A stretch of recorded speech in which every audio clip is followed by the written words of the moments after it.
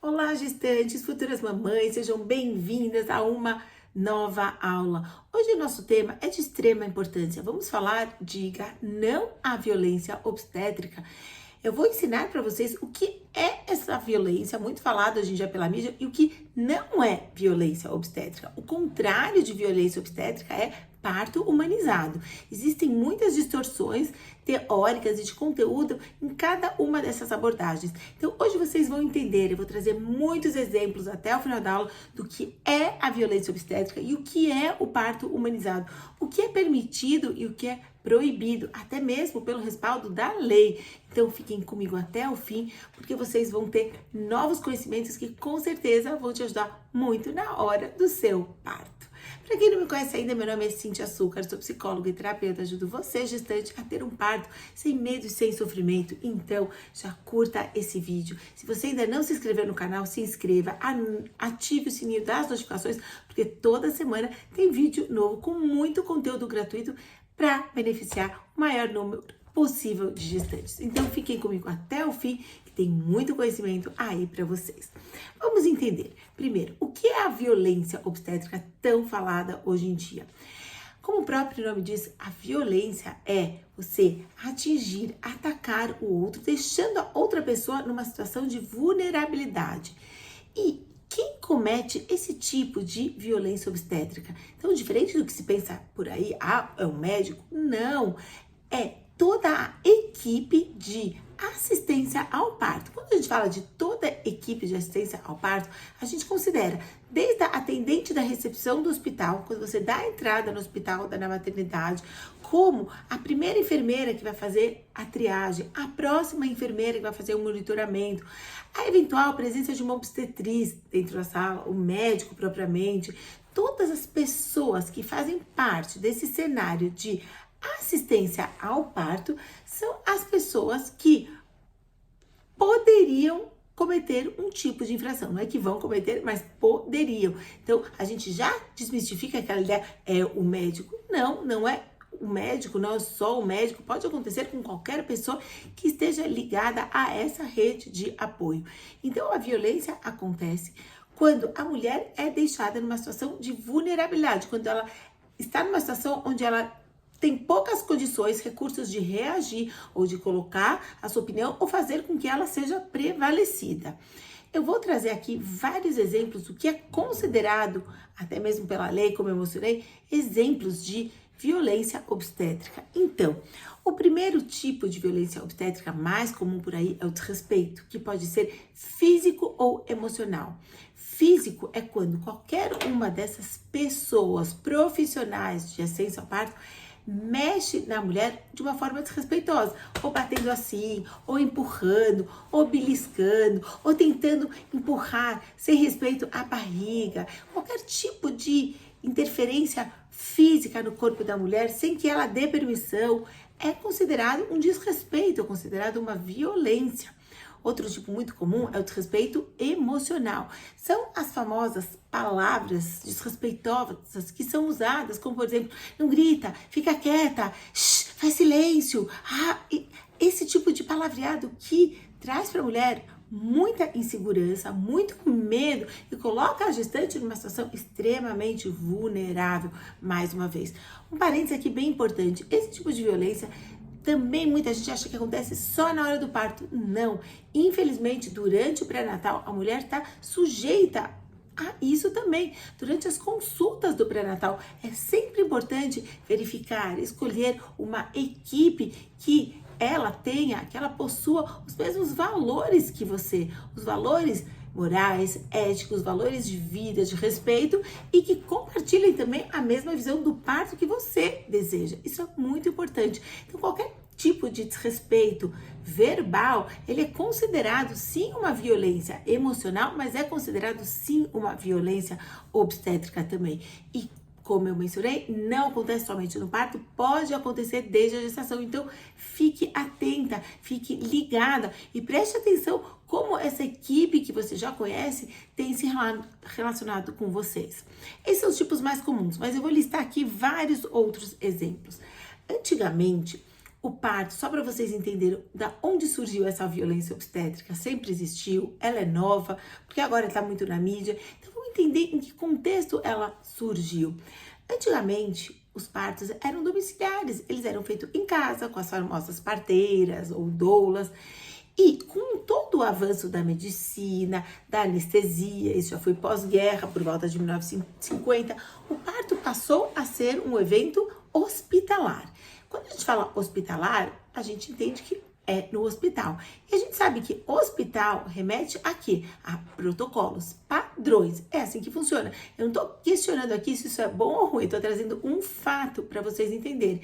No momento em que o parto deixa de ser domiciliar, 1950, 60, e passa a ser um evento hospitalar, um acontecimento dentro do hospital, ele passa a ter regras, padrões que foram implantados pela própria medicina. Então, que tipo de protocolos que se fazia quando esse parto foi implantado no hospital? Então, a mulher chegava no hospital, então, diretamente passava pela tricotomia, que é a raspagem dos pelos pubianos. Não era perguntado para ela, você quer, você deseja. Então, isso já era feito imediatamente. Em seguida, era feita uma lavagem intestinal, porque se acreditava que a mulher tinha que esvaziar todo o intestino dela para poder dar à luz a um parto com tranquilidade. Depois, além disso, muitas vezes pediam para a mulher não se alimentar, não comer nada, não beber nada, deixavam a mulher em jejum absoluto, porque falavam que isso poderia também interferir no trabalho de parto dela. Esse era o padrão que acontecia no hospital. Além disso, quando a mulher chegava no hospital, já colocavam ela em posição horizontal, porque se acreditava que essa é a posição ideal, perfeita para a mulher dar à luz. Isso ignorando até mesmo as leis da gravidade. Depois eu vou falar quais são essas posições melhores hoje em dia. Mas já a mulher já era colocada desde o primeiro exame até dar à luz, já era colocada nessa posição.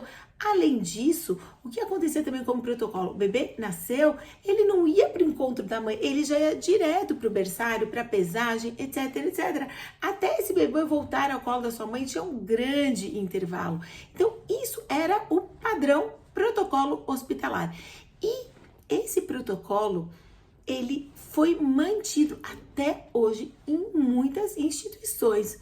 Até que surgiu o parto humanizado, que eu vou explicar para vocês mais no final desse vídeo, e começou a questionar esse tipo de procedimento. Então, esse tipo de procedimento padrão dentro do hospital funcionou durante aí 50 anos e num certo momento começou a ser questionado. Então, hoje em dia, existe ainda esse padrão? Existe, mas existe um novo padrão que é o parto humanizado, que eu vou dar o exemplo mais adiante. Então, tudo isso que eu mencionei, isso é considerado violência obstétrica? Sim ou não? Vamos entender, para não generalizar e não ficar com a ideia errônea do que é violência de verdade. Então, tudo isso que eu mencionei, ele pode ser considerado uma violência obstétrica desde que a mulher não é questionada ou desde que não haja um consentimento explícito da mulher. Então, se uma das pessoas, os profissionais ligadas ao trabalho de parto, questiona a mulher, você concorda em fazer a raspagem dos pelos? Você concorda em fazer a lavagem? Se a mulher concordar, tudo bem, não é considerado uma lavagem, apesar que não é considerado uma violência. Apesar de que todos esses tipos de procedimentos, a gente sabe que não são os melhores e os mais indicados para fisiologia do próprio parto normal ou natural. Mas desde que isso seja perguntado à gestante e ela concorde que se faça esse procedimento, ok, não é considerado violência. Agora, vocês podem perguntar, Cíntia, mas a gente está lá, numa situação vulnerável, um trabalho de parto, chega toda essa equipe e fala, você tem que fazer isso, isso, isso, como a gente vai saber se pode ou não pode, como a gente vai questionar isso? É o que eu falo sempre, conhecimento, adquira conhecimento, conhecimento é poder, que é o que vocês estão fazendo aqui. No momento que vocês estão adquirindo conhecimento, isso é o maior poder que vocês podem ter nas mãos. Quando alguém propor algumas coisas, vocês vão ter argumentos, vocês vão saber falar, questionar, perguntar, argumentar, discutir, vocês vão ter embasamento. Por isso que o pré-natal, além do pré-natal, com certeza que vocês estão fazendo, devem continuar a fazer, é fundamental também fazer o pré-natal emocional, que eu sempre falo, que é cuidar da emoção de vocês e adquirir conhecimento sobre fisiologia do parto, fisiologia do seu corpo, quais os seus direitos enquanto gestante, quais as suas obrigações, qual a obrigação do acompanhante de parto, qual é a sua todo esse tipo de conhecimento, ele é poder. Isso ninguém tira de você. A única coisa que ninguém pode nunca tirar da gente é o nosso conhecimento. No momento que a gente adquire conhecimento, ele faz parte de nós. E a gente tem recursos para conversar, para discutir, para argumentar. Então, quanto mais conhecimento você tiver sobre isso, menos chance de você ter uma violência obstétrica, de acontecer isso com você. Porque você vai estar, com certeza, você vai estar respaldada pelo seu conhecimento, pelo seu poder.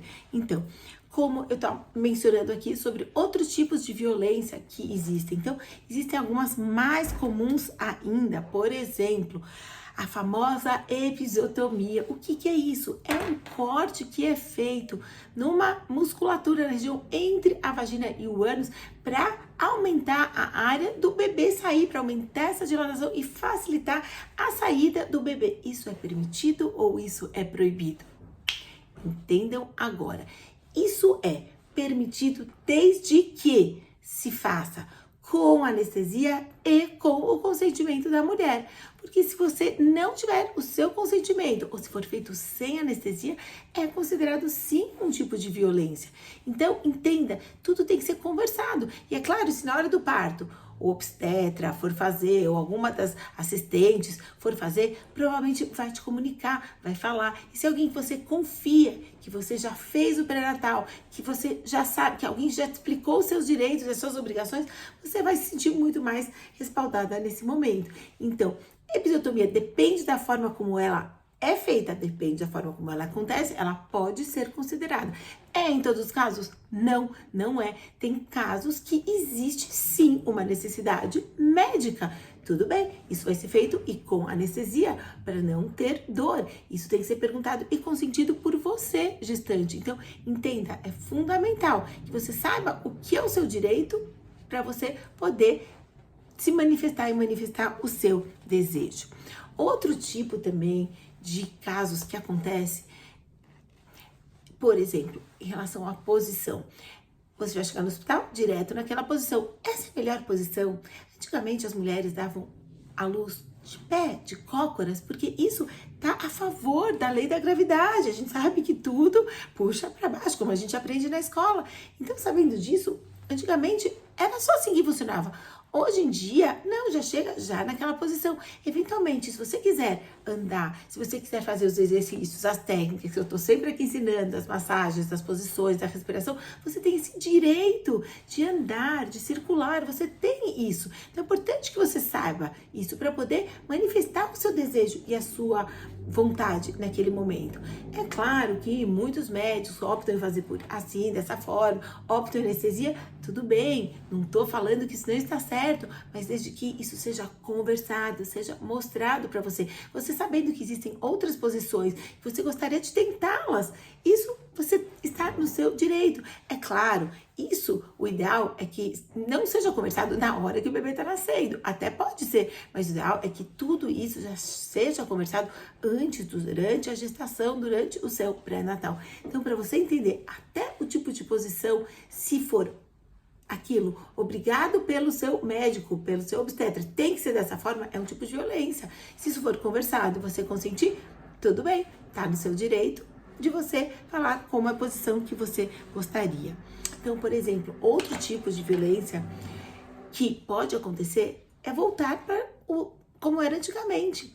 Eu brinco e falo, a gente volta para a idade da pedra, né? Quer dizer, tiram o bebê de você e levam para algum lugar, para dar um banho, para etc. Não, você tem direito de ter esse bebê no seu colo, no seu peito. Você tem direito, isso é lei, isso é assegurado até por lei. Então, se você não quer, se você tá cansada, se por algum motivo você não tem esse desejo, tudo bem, você comunica, isso é permitido. Então, entendam bem, isso é fundamental. É muito importante você entender. Tudo que é permitido, consentido, não é considerado uma violência obstétrica. O que é considerado é o que é feito contra a sua vontade, sem o seu consentimento e podendo te prejudicar fisicamente ou emocionalmente. É isso que é considerado a violência obstétrica. Vou dar mais um exemplo aqui também para você entender. Hoje em dia, também, eu sempre falo isso, já tem muitas aulas sobre isso, sobre o hormônio, a ocitocina. A ocitocina é um hormônio que o nosso corpo produz em quantidades que ele sabe as quantidades perfeitas para acelerar as ondas, famosas contrações, para o trabalho de parto evoluir. O que foi descoberto em laboratório há uns anos atrás? Foi descoberto uma ocitocina sintética. Então, foi descoberto que pode ser colocado no corpo da mulher e isso faz com que as contrações aumentem e o trabalho de parto vai ser mais rápido. Mas também a ciência também descobriu muitos prejuízos dessa ocitocina artificial colocada sem equilíbrio, sem bom senso. No momento que a ocitocina artificial é colocada, se ela é colocada numa quantidade maior do que o seu corpo precisa, ela vai subir e aí nisso vai descer um outro hormônio que chama endorfina, que é o hormônio do prazer, da felicidade que o nosso corpo vai produzindo também na hora do parto, quando a gente tem aquela sensação boa de ter aquele bebê no colo, aquela sensação que eu digo que é indescritível, e eu que já passei por 7 vezes esse processo, posso garantir que é uma das melhores emoções. Então, o que acontece? Quando a ocitocina artificial é colocada numa quantidade grande, a endorfina, ela automaticamente diminui. E aí a gente perde também aquele hormônio, aquela vontade, aquele prazer que a gente tem quando a gente tem os nenês nos nossos braços. Então, entenda, se a ocitocina for colocada em você por necessidade explícita médica, tudo bem, desde que você saiba, desde que você dê o consentimento, não tem problema nenhum. O problema é esse uso indiscriminado da ocitocina por aí, que vem causando até a diminuição do prazer, dessa sensação boa que as mulheres têm nesse pós-parto. Então, o uso da ocitocina, que é o hormônio artificial utilizado indiscriminadamente, também é considerado uma violência. Então, esses são basicamente são alguns exemplos mais comuns que podem acontecer. Eu volto a dizer, deixar claro que tudo isso pode acontecer e não é considerado a violência obstétrica desde que você dê o seu consentimento. Tem outros tipos de coisas que as pessoas confundem e acham que é um tipo de violência, mas que não é. Então, por exemplo, uso de fórceps. O fórceps é um aparelho que retira o seu bebê. É raro ser usado hoje em dia, mas é. Se você gestante concordar, tudo bem, não é considerado. Da mesma forma que você considerar, que você consentir que a ocitocina seja colocada, também não é um tipo de violência. Por exemplo, ruptura da bolsa. Muitas vezes a gente sabe que a bolsa não rompe sozinha. Então, que é preciso romper essa bolsa, porque no momento que a bolsa ela é rompida, muito líquido é eliminado e o bebê tende a descer e também acelerar o processo de parto. Ruptura da bolsa é permitido? É permitido se você concordar, se o médico falar, vou romper a bolsa para o nenê nascer, para acelerar, porque ele precisa disso. Então, não é considerado uma violência obstétrica, certo? Então, reforçando, tudo que você sabe, concorda, confia, não é considerado. Até a própria episiotomia, como eu mencionei, se ela for consentida, não é considerada uma forma. Ficou claro para vocês, gestante, o que é considerado e o que não? Agora, mais importante do que tudo isso é você entender qual é o contrário disso tudo. O contrário da violência é o parto humanizado. Parto humanizado, assim, de uma forma muito resumida, é aquele parto onde você é a protagonista. Você, a equipe de assistência ao parto é uma equipe de apoio, de suporte. Eles não são o principal. É você é a personagem principal, você que tem que falar o que você tá sentindo, o que você concorda, as suas dúvidas, perguntar, você tá nas suas mãos. Isso é um parto humanizado, quando a protagonista é a própria gestante e não o médico e não ninguém que faz parte desse outro cenário. Quando a gente fala parto humanizado, o parto humanizado, ele pode ter algum tipo de intervenção? Sim, as pessoas acham que parto humanizado é tudo natural, é sem anestesia, é sem nada. A gente acredita que o corpo da mulher, ele foi concebido por Deus, pela natureza, de uma forma perfeita, para dar à luz sem qualquer tipo de intervenção. É claro que com o advento da medicina, com todo esse desenvolvimento, a medicina tem ajudado muito até a diminuir o número de mortalidade do recém-nascido ou da própria mãe. Mas, ao mesmo tempo que a medicina evoluiu e trouxe essa grande conquista, o que aconteceu? O número de intervenções médicas, cirúrgicas, desnecessárias também aumentaram muito, muito, muito. Então, quando a gente fala parto humanizado, é o parto onde você é a protagonista e o número, a quantidade de intervenções é o menor possível. Então, esclarecendo também, porque tem distorção disso também. Então, o parto humanizado é um parto onde existe o menor número possível de intervenção cirúrgica. Pode acontecer? Pode. Às vezes, o parto precisa ser uma cesariana. É uma intervenção cirúrgica, mas por necessidade médica. O que tem acontecido cada vez mais? O Brasil está em segundo lugar. É o segundo maior país do mundo que tem mais número de cesarianos. E por quê? Será que todos esses bebês que estão vindo ao mundo, eles precisavam chegar ao mundo de uma forma cirúrgica com essa intervenção? Posso dizer para vocês que não. Isso tem acontecido por quê? Por vários motivos. Às vezes por pedido da gestante, por não saber nem os direitos dela própria. Ou às vezes, o que eu sempre falo aqui, porque você tem medo, porque você carrega muitas crenças limitantes, porque você é uma mulher traumatizada com o parto. Sem perceber, você carrega traumas da sua mãe, da sua avó, da sua bisavó, das amigas, traumas que ficam na mente inconsciente, que a gente chama de crenças limitantes. A gente fala que com todo esse advento da medicina, com a violência obstétrica, cada vez mais as mulheres estão ficando traumatizadas em relação ao parto. Então, muitas vezes, a princípio, elas já escolhem a cesariana. Saiba, gestante, que não é o melhor caminho. Assim, a princípio, a cesariana, ela é um caminho se necessário. A princípio, não. O seu corpo foi concebido por Deus, pela natureza, da melhor forma para ser tudo acontecer da melhor forma, mais natural e normal possível. Tanto a gente chama de parto normal. Ele é normal, sem intervenção médica ou cirúrgica. Então, saiba que se você é daquelas gestantes que não, eu quero, a cesariana já opta por isso, saiba que pode ser que você carrega, sim, traumas inconscientes, crenças limitantes ligadas ao parto. Então, o parto humanizado é aquele parto, como eu mencionei aqui, ele é o parto livre de intervenções desnecessárias. O parto humanizado é um parto onde a mulher, onde você é protagonista, onde você fala, manifesta seus desejos e suas vontades. Então, para a gente resumir aqui o que foi aprendido.